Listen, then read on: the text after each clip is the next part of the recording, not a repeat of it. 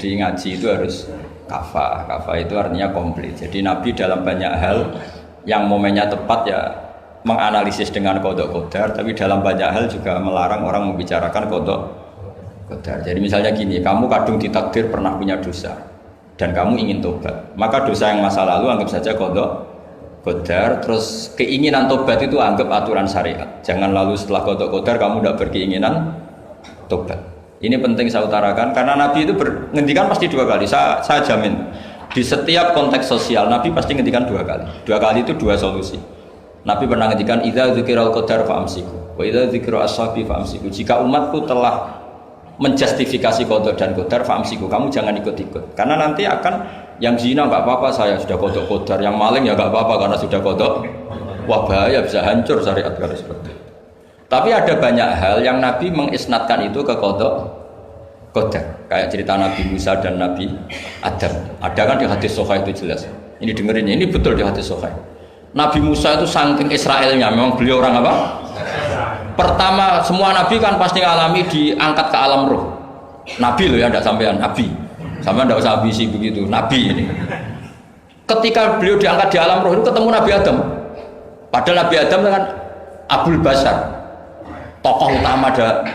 Pertama ketemu langsung ngomong gini, anta Adam, kamu betul yang namanya Adam? Ya saya Adam. Antal ladzi akhrajtan nasa minal jannati wa asqaitahum. Saya hafal hadisnya. Antal ladzi akhrajtan nasa minal jannati wa asqaitahum. Gara-gara kamu orang enggak hidup di surga. Jadi kalau sampean marah gara-gara kamu, saya harus cari uang sampai Korea gitu. Coba kalau kita masih di surga, enggak perlu kerja di mana? Karena semuanya tersediakan, nggak punya istri jelek, semuanya cantik karena bidadari. Gara-gara jenengan kita harus keluar di bumi dan keluar dari surga. Nabi Adam itu karena orang sepuh ya, beliau santai saja. Anta Musa, kamu betul Musa? Ya saya Musa. Anta kalimu, ya saya kalimu. Anta Sofio, ya saya. Nabi Adam masih muji-muji. Ini pentingnya orang bijak. Jadi kalau sama nanti ngelawan saya tetap bijak insya Allah. Tapi sampai bisa neraka, ngelawan kiai itu dosa. Dosa sekali, bukan dosa biasa, sangat dosa. Nabi Musa, Nabi Adam masih anta sofi wa anta kalimu.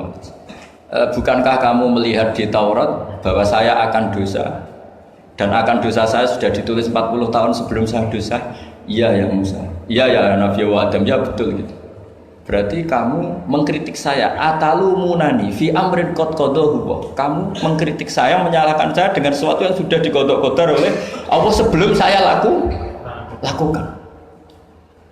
Jadi sudah ditulis sama Allah 40 tahun sebelum saya salah, sudah ditulis skenario-nya nanti Adam akan salah terus keluar dari surga. Memang dari awal Allah skenario-nya seperti itu. Itu ibarat istri kamu sudah tahu, ini kalau miskin setia, kalau sudah kaya nanti pola, itu sudah tahu. Tapi anehnya istri kamu ketika nyata pola kok tidak siap. Padahal sebetulnya sudah tahu gitu ya kan. Makanya saya kalau ngaji di mana-mana bilang, kelirunya orang Indonesia itu satu. Kalau ilmunya terbukti itu tersiksa, itu kelirunya orang ini. Semua cowok tahu enggak, semua lelaki tahu enggak, kalau enggak pernah nafakoi diomelin, tahu enggak? Tahu. Tapi ketika itu nyata enggak siap. Harusnya ketika nyata diomelin, alhamdulillah ilmu saya benar, terkeluarnya. Tapi istri kamu juga gitu. Biasanya wong lanang duwe akeh pola. Terus dengar sampean mulai cinta orang lain. Harusnya kan alhamdulillah ilmu saya benar kan. Artinya gini, manusia saja bisa memprediksi. Kan nggak mungkin kita nyifati Allah.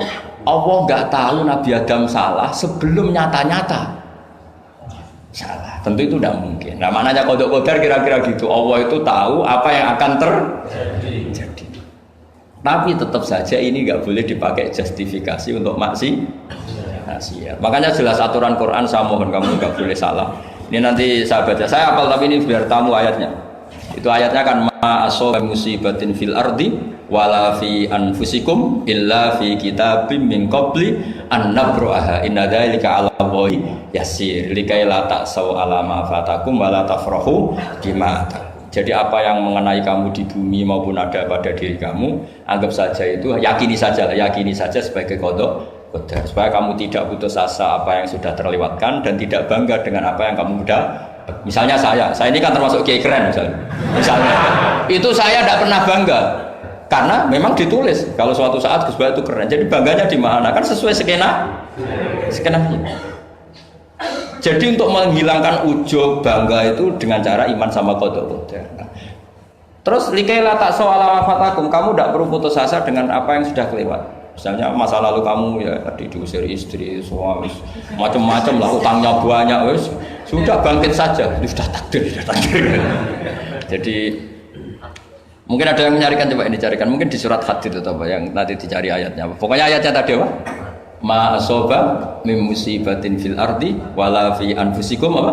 Illa fi kitabim min qabli an nabraha. Inna dzalika 'ala Allahi yasir. Likaila taksau 'ala ma fatakum wala tafrahu bima atar. Jadi qada qadar ditulis supaya kamu tidak putus asa, menyesali apa yang sudah kelewat dan bangga kumoluhur terhadap apa yang kamu dapat.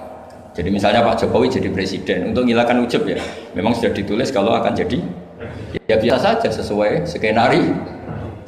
Ya sama seperti sampean suatu saat tua, terus untungmu coplok, terus dredeg-dredeg, kepleset tiba. Soalnya harus senang saja. Zaman kamu muda juga sudah tahu kalau nanti akan seperti itu. Gitu. Jadi kalau itu terjadi, ya sudah, memang akan seperti itu. Jadi ringan saja. Ini pentingnya ngaji. Jadi sesuatu itu mudah sekali kalau dianalisis dengan dengan ya cukup ya. Satu lagi aja kan. Kalau nggak salah itu surat Hadid. Biar ditahukan suratnya. Diumumkan siapa? Surat apa? Hadid itu. Hadid 22. Hadid 22 ya. Hadid 22.